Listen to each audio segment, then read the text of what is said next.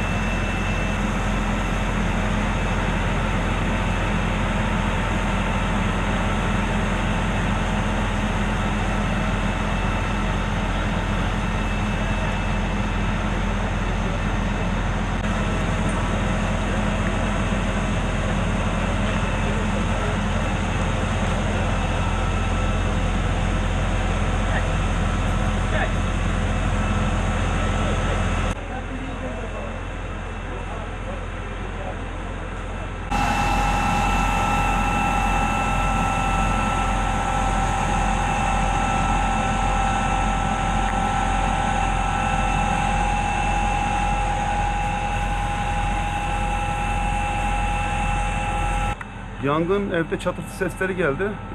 Şüphelendim ben de. Şüpheler üzerine dışarı çıktım. O esnada mahalle sakinlerinden, karşı apartmandan biri aradı beni. Yangının olduğunu, çok büyük olduğunu, acil şekilde bir müdahale yapmamız gerektiğini söyledi. Hemen ben o arada itfaiyeyi aradım. İtfaiye ekipleri gelene kadar zaten yangının başındaydım. Zaten kimse yoktu. İlk olay yerine giden bendim. O ara zaten itfaiye ekibi arkadaşlarımız geldi. Yangına müdahale yapılıyor şu anda. Yangın bayağı büyük olduğundan dolayı söndürmesi bayağı bir uzun sürdü. Bayağı bir çaba sarf ediyor arkadaşlarımız.